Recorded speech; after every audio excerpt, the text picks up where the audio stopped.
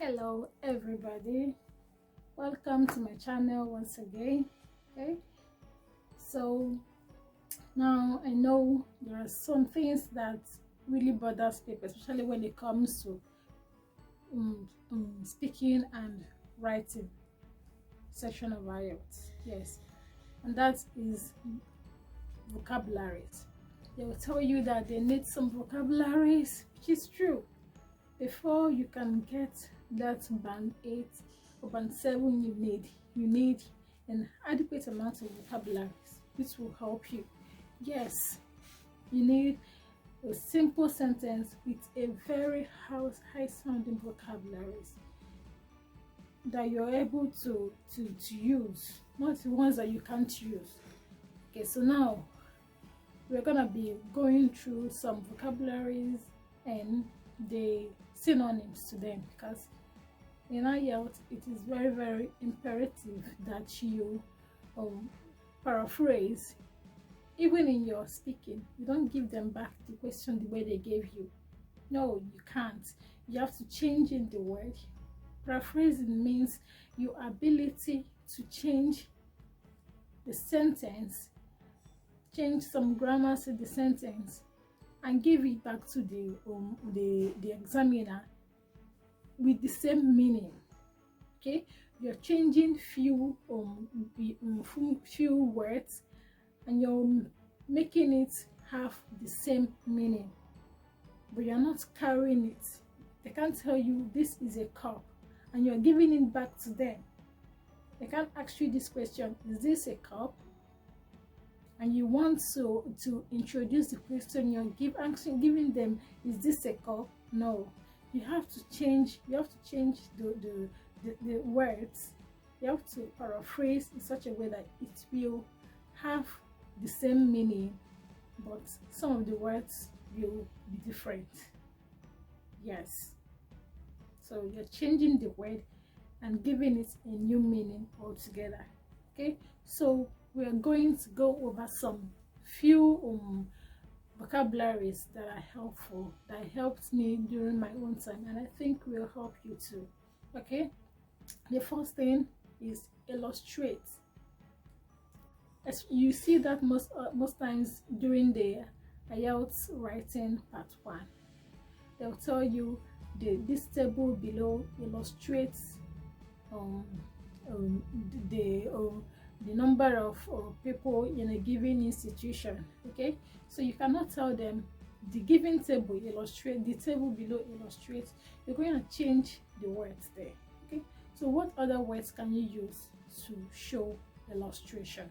You can use show. You can say this table shows. You can say this table portrays. So you're not giving it them. You can say exemplifies. This table exemplifies. These are the words you can use. You understand? Okay, you can say demonstrate. You can say displays. So when you know some of these, it will help you. So the next one is however. However is a very high class vocabulary. Simple, but it's good. You can use it in your writing. You can use it to make your writing complex, the sentence complex. When they say it, it's a conjunction, but it makes the word, the sentence complex. You're using it to join two things. For example, you can say it's used to contradict when there are two things that are contradicting. Yes, they can tell you, they can ask you, why do you like volleyball? Do you like sporting activities? And you can say, I prefer sporting activities when I was a kid. However, I tend to change now, and I'm now into dancing. You see, so you're using that however to explain two things that are contradicting. You like this, however you now prefer this one. Okay, but there are some words that you can use. You can use contrary. Yes. You can use contrary. You can use in contrast. You can use but. Yes, you can use it. Okay. So another word is happy.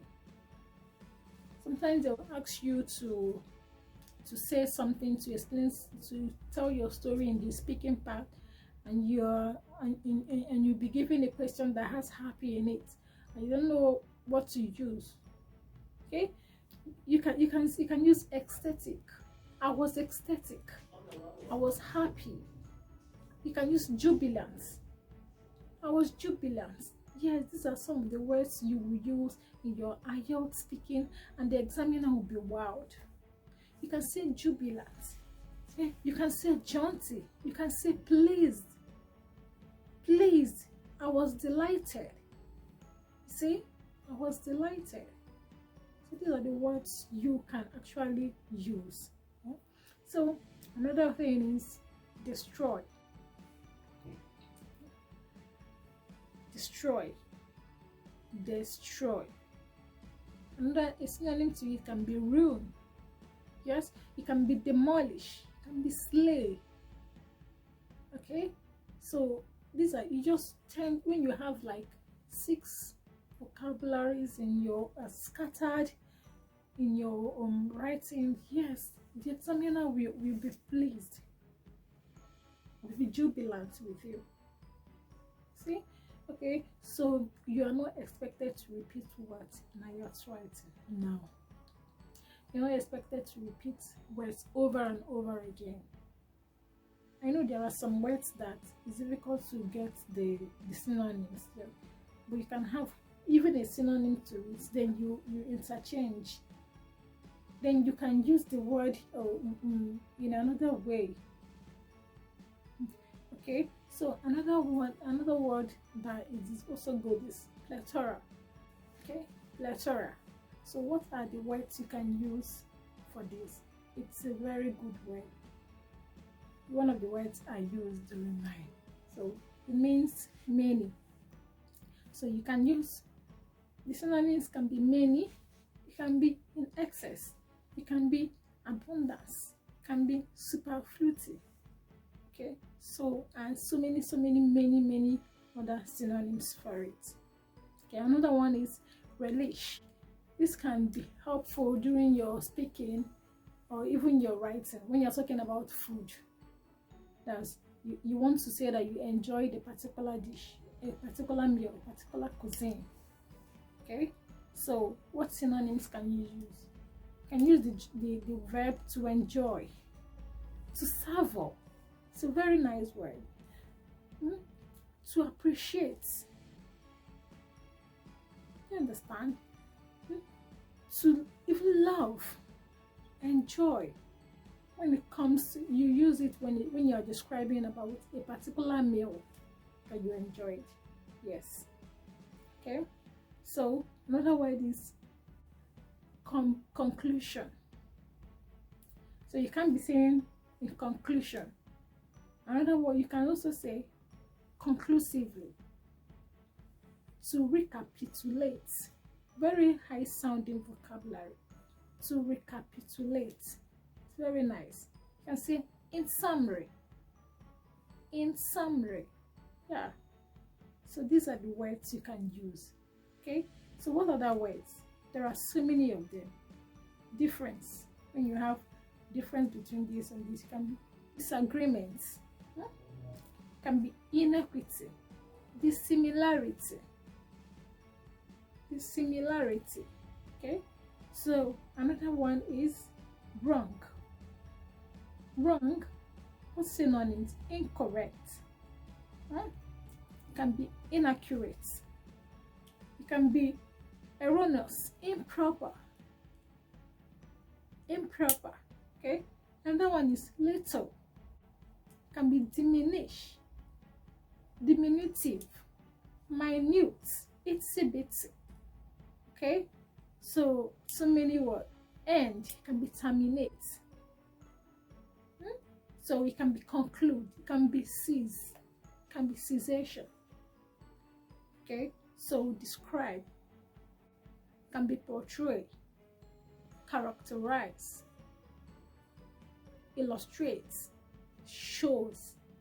There are so many vocabularies you can learn. Okay, so I urge everyone to research, try to know this particular, try to know the particular vocabularies you can use for a particular topic. So as you are going, you jot them down, write them down, and write the synonyms, the meaning, the verbs the adjective to help you. Even in your writing, tax 1, you can use so many of them. Okay, so you jot them down as you're reading, as you see the very big vocabularies that you think you've never heard. You get a pen, you get a book, write them down. Write them down. If I used to draw a line, I draw words, new words, synonyms, the meaning. Okay, you can just write new words, meaning, synonyms, the adjectives to quantify it and to qualify it, and then you write it and you keep using it. It's not all about writing new words, and if you don't use any of them, let me tell you, you will forget them. But if you're practicing and you're using each of the words, as you're practicing, you are making sure you use 1 or 2 words, you will get used to them, and you find yourself really speaking and using them without you knowing. But once you write them down and you don't keep practicing, they say practice makes perfect. So you should make yourself to be perfect while you practice. You should be practicing. Okay, so when you keep practicing, you'll be able to use all these words. Everything about, so long as you're writing down something, you need to use synonyms. You need to paraphrase. So long as you're writing down something, except you're writing, you're speaking, and except you're listening and you're reading. But so long as it has to do with you're trying to use your brain to think of idea, or you're trying to write something as in the writing, you need synonyms. You need the synonyms. So you really need to master each and every one of them. Get a topic. If the topic is talking about food, you should map out all the synonyms that you should use for food. Everything that has to do with food. If it's talking about sporting activity, you map out synonyms for that, words for that, and their synonyms. If it's talking about anything, even if it's clothes, you're trying to tell you to describe the best clothes you've worn, you should map out words to describe how you look. You look charming. People saw you and they were in love with your dressing, no? And you were mesmerized by your appearance. You should map out the words. These are the words that during your speaking, as you're saying them, your examiner is imagining how beautiful your story is with the words. Those new words will help the examiner to be able to understand and to be able to be moved by what you're saying. But if you're saying some words that the examiner, some words that the examiner is used to, idea, he'll treat you like the other. So what am I saying in essence? I'm saying that you should make your work stand out amongst others, amongst plenty. This examiner is interviewing or marking so many scripts, so many question papers. So in order to catch the examiner's attention, you need to do something that will catch his attention. Because if you're saying something that's boring, if there are no words, no good words, no high vocabularies to bring up your mark, the examiner will be bored reading your writing or listening to you. So, but these things are little things that really matters in IELTS. So now I urge everyone to take down these words, the synonyms. You can look for more. Okay, thank you, and please subscribe. I promise to bring you important tips.